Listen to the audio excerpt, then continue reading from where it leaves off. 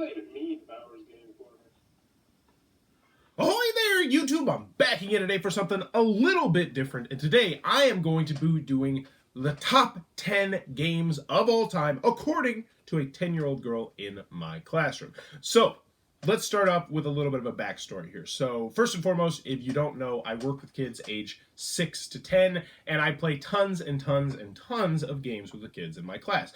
That's what I enjoy doing. That's what they enjoy doing. It keeps them out of trouble. It keeps them actively engaged. And I can kind of use it the kind of thing like, oh, if you want to play games with me, then make good choices. Now, there is one particular girl who is just, she is an absolutely outstanding young lady. And she has been playing games with me for a couple of years now. She probably has about 100 to 200 games under her belt of hobby games, of mass market games, of games that you would expect for kids under the age of, say, 10, 11, 12. And she can handle some more complex stuff as well. She's played Pandemic, she's played Ticket to Ride, she's played King of Tokyo, Settlers of Catan, stuff like that. I busted out, what was it, the Pioneer's Day from Tasty Minstrel Games, so she can even play the lighter Euros as well. So she has quite a nice palette of games. She's 10 years old, and she was nice enough, when I asked her to make a list of her top 10 games. So I wrote them down. She gave me some reasons why she liked the game, and here we go. So all these games, obviously, I would recommend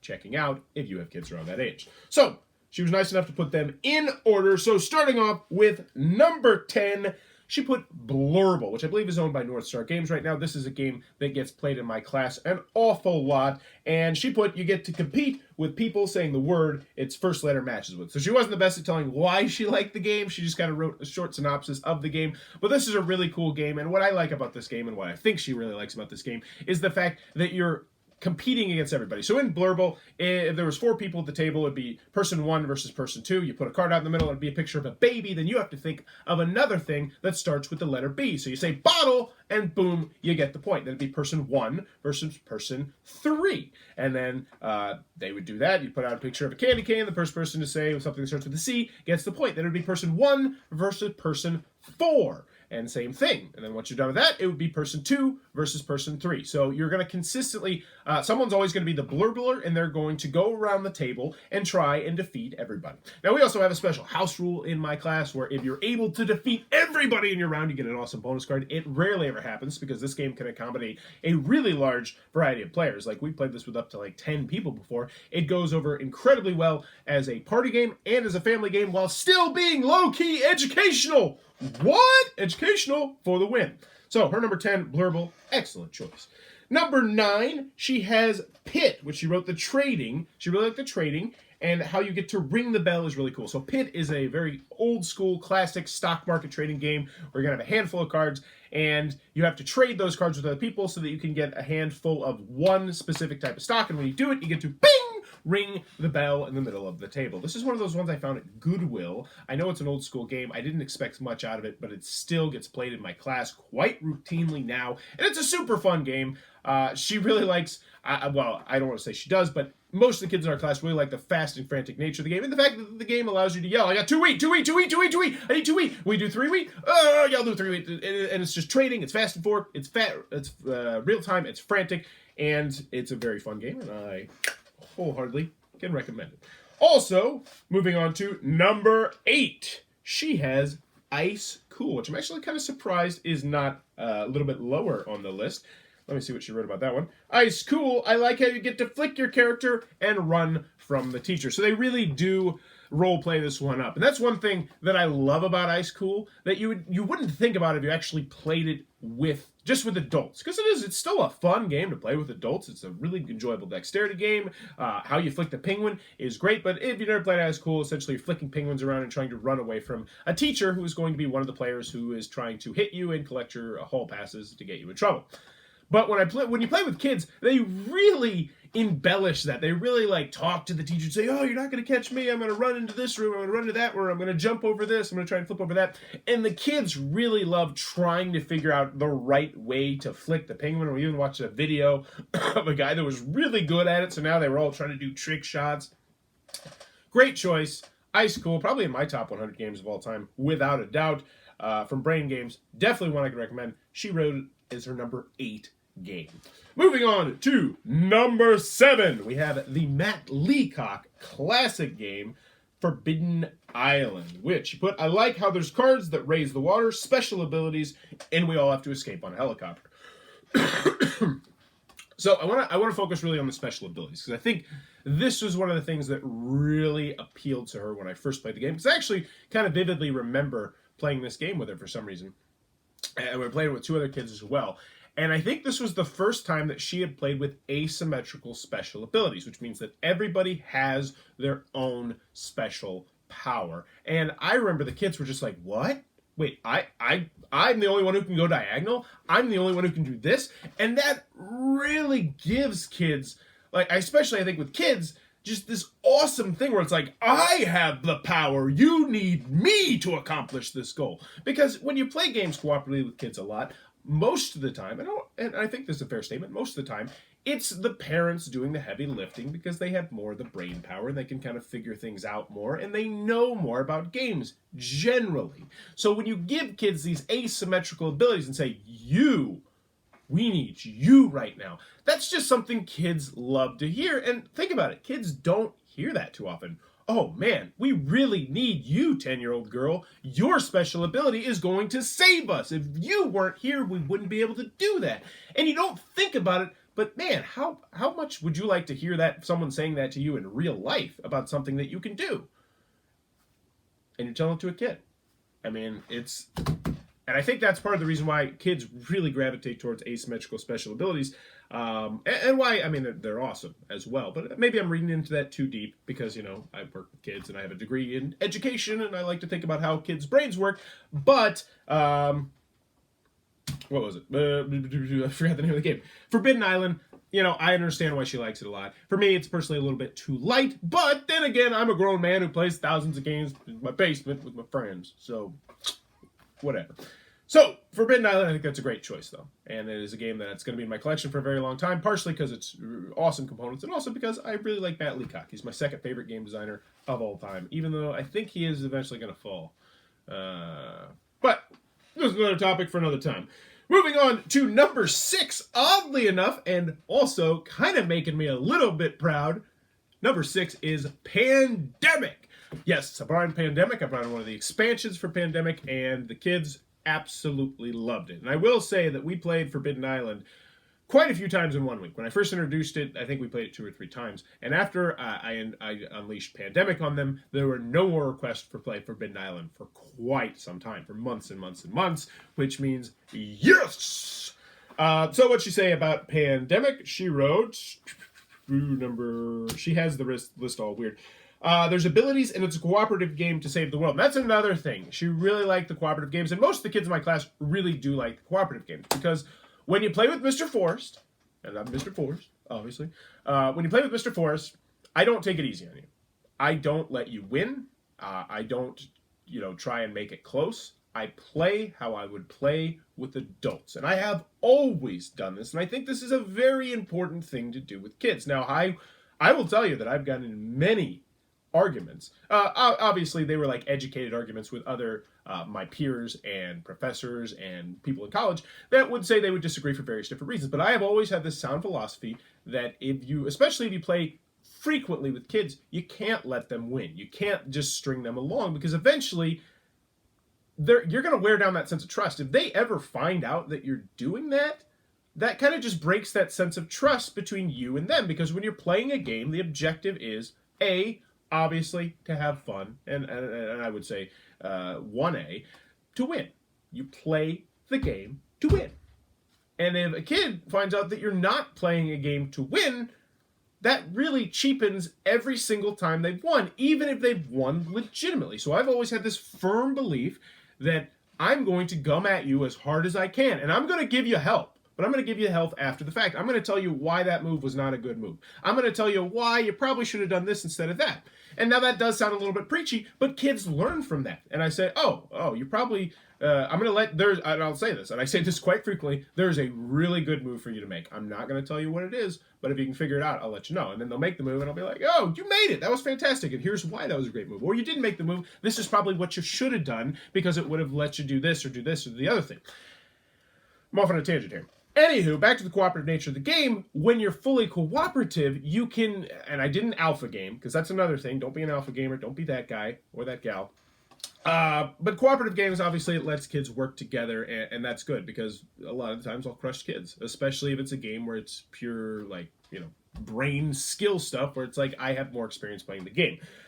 She also obviously liked the special abilities, because the special abilities in Pandemic are a little bit more pronounced than they are in Forbidden Island, which I think is really cool. And I'm really glad to see this on the list, because it is still one of my favorite games of all time. I still have pretty much everything I've ever bought from Pandemic, and it's the game that got me into the hobby. So if I can get kids into Pandemic, cool. So great choice, my personal opinion. Number 6, Pandemic. Moving on to number 5, a game you probably never heard of. That is Cobra Paw from Big Potato Games. So this was on the Target shelf. I don't know if it is anymore. Let me see what she wrote about Cobra Paw. I like how you have to put the finger in the middle and match them. So this is a really simple game where there's going to be these dominoes out in the middle of the table, and they have different, I don't know, Chinese-y looking symbols on them. I don't know if they actually are Asian symbols or Chinese symbols or Japanese symbols, or the theme is very loosely on there. It's like a ninja cat or something. And then you're going to roll these 2 dice, and the 2 dice are going to come up with 2 different faces, and then you have to find the domino that matches those 2 faces and get your finger right in the middle of the domino and pull it towards you, and if you get a certain number of these dominoes, then you win. So you essentially have to have the Cobra Paw, the very fast finger.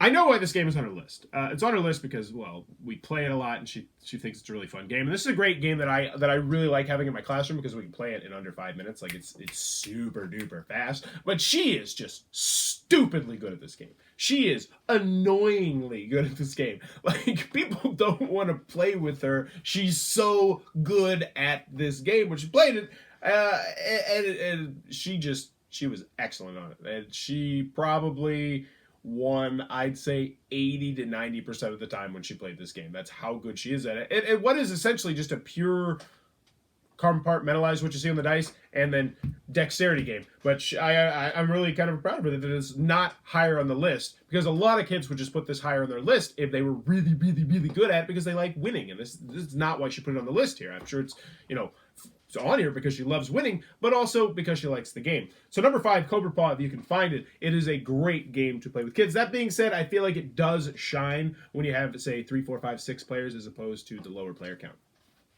Moving on to number 4, and a game that I really stinking love in the kids' request. That is Jungle Speed. I don't know the name of the company who makes this anymore. I thought it was maybe Simply Fun or North Star. I don't know who puts it out now. But Jungle Speed is an absolutely outstanding game that nobody talks about it anymore, despite the fact it's one of the most fun dexterity games out there. Really simple game. What did she put about Jungle Speed? She put, I love the rule about flipping the cards over and matching the cards. So I wish you could have come on here, but obviously that'd be kind of creepy for my 33-year-old teacher to invite the 10-year-old girl and say, hey, you want to come to my basement and talk about board games while I record you? So that's why I'm being her mouthpiece. But Jungle Speed is a really fun game where you're going to have you're going to spread out the cards evenly, and everyone's going to have a stack of cards in front of you, and then you flip over one card at a time, and everybody takes turns flipping over the cards. And if anybody ever has an exact match of the shapes, then you have to grab this totem, which, from the middle of the table. And if you do that, you get rid of all your cards, and the goal is to get rid of all of your cards. But there are some special ability cards. There's things that make it so instead of looking at the shapes, you have to look at the colors. There's ones where everybody flips over the card at the same time. There's ones where everybody just has to grab in the middle. And it's an astoundingly fun game. I have never had a game of this go flat. Ever, in both the family situation, the classroom situation, and the party situation, because yes, it is a really fun party game, especially when you're drinking. Just an excellent game. Jungle Speed, one that not enough people talk about, because it is really one that I think a lot of people would enjoy if they knew more about it. Stupid Cult of the New. Number 3, the game that honestly I thought was going to be number 1 when she made her list, is The Mind from Pandasaurus Games. And The Mind, there's no talking. You have to put cards in order and work as a team. Yeah, that's it. It's a cooperative game where you have to put cards in numeric order. So 1, then 16, then 23, then 37. Oh, I put 34 down. I didn't put 34 down. Oh, we get a penalty. It's a really simple game, but the thing is you can't talk at all. You just have to kind of use timing and facial expressions and read people's body language and do a little bit of math in your head about what could possibly be the next number we're going to do it. It was a smash hit about 2 years ago. It still gets played in my classroom and on my game night, being honest here, quite frequently. It's a game that I absolutely adore, even though the luster has gone off of it a little bit, but it's still a game that if someone suggests, I'll be like, oh, we can do that. We'll do a couple games of that. A game that I really stick and enjoy. I never got the chance to play it. Absolutely recommend checking out The Mind. This was a game that I thought was going to be number one because the girls were so infatuated with this game. Because there's really two girls that always wanted to play games with me. And she's one of them, the one that made this list. But they were so infatuated with this game that they made their own copy of this game with Post-it notes, which I thought was genius. They took the rules, they wrote down like when everything was supposed to happen, and they made their own copy of it with Post-it notes, which still, to my day, to this day, is one of the coolest board gaming things I've seen. But her number 3, The Mind. Moving on to number 2, Settlers of Catan. Which is probably, near the highest complexity of the games that we've done, because I'd say that's a lightweight Euro-style game. And what should you say about Settlers of Catan? There's trading and a push-your-luck aspect with the robber and cards and the special cards. And yes, she really liked the push-your-luck aspect of the game. And she got super lucky. I will say we played this one, I think, only twice, but she was really taken aback by it. She loves trading, as she put Pit earlier on the list, and there's another trading game that we play in the class that she really likes, and I think if I would have reminded her of it, she probably might have cracked her top 10 as well. But I know she really likes the trading aspect, the negotiating aspect of it, and there's a reason why this is one of the most popular hobby games that has ever existed, and that's because it is a fun game, especially when you're first getting into the hobby. Now, that being said, I still have Catan, I still have some of the expansions, and I still enjoy Catan if I'm playing with people who know how to play Catan. And I have no issues with this being number 2. It's a fun game. I enjoyed playing it with them. I enjoyed teaching it to them, and I still enjoy playing it from time to time. In fact, later in my game nights, I've been talking about bringing in Star Trek Catan, or Star Trek Catan lately, and I'm excited to try it out. So, number 2, Settlers of Catan. And number 1, which is not going to surprise anybody, honestly, because it's one of the most popular family games on the planet, is King of Tokyo. Just Yellow's evergreen game about building your own monster and smashing the city / punching people in the face / just acquiring a bunch of cards and having loads of super cool special abilities. I'm not going to talk too much about King of Tokyo because you probably know about King of Tokyo. And if you don't know about King of Tokyo and you're looking for games to play with your family, pick that one up as long as you have 3 people to play the game, because King of Tokyo is just it's such a fun game. So, what did she write about King of Tokyo? She wrote, you get to buy cards for special abilities, and there's different ways to win. Yeah, so this is one of the... there's not too many kids games, or there's not too many kids games I can really think of that have alternate win conditions, which is something I absolutely love, which means there's more than one way to win the game. And in King of Tokyo, there's 2 perfectly viable ways to win the game. You can either punch everybody as hard as you want and kill people, or you can acquire the victory points.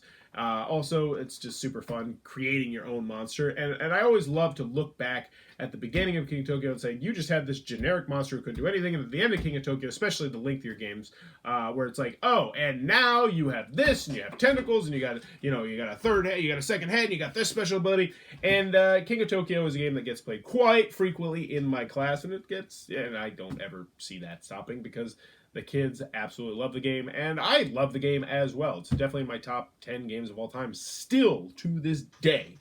So, there you go. That is the top 10 games of all time, as told by a 10-year-old girl who's probably played about 100 to 200 games. Actually, it might be slightly higher than that. I've had her in my class for a very long time. But, there you go. Let me know what you think about the list in the comments below. Let me know in the comments below if you want me to keep doing some more lists. I'm trying to think of some stuff that are like not things that everybody else are doing, some different unique style lists. I got a couple in my brains that I'm working on. Hopefully I'm going to get down to doing 1 a month of these top 10, top 5 lists. But if you're enjoying what I'm doing, click on that subscribe button down below. If you want to support the channel, click on that little Amazon Associates link down below. Buy anything on Amazon. Same amazing great prices. Throws a couple pennies my way. Really does help support the channel. And in the comments below, let me know, what is your favorite family weight game of all time? Favorite family weight game of all time. This is a really difficult one for me because I really love Ticket to Ride, and I still love Ticket to Ride. I really love Pandemic, and Pandemic was the game that got me into the hobby. Cards Against Humanity, Zombie Dice, and Pandemic were what got me into the hobby, And I love King of Tokyo, so I think I am going to lean towards King of Tokyo. I'm going to agree with her on this one that King of Tokyo, I think, is my favorite family weight game of all time. But let me know in the comments below, what is your favorite family weight game of all time? And as always, thanks for your time, YouTube.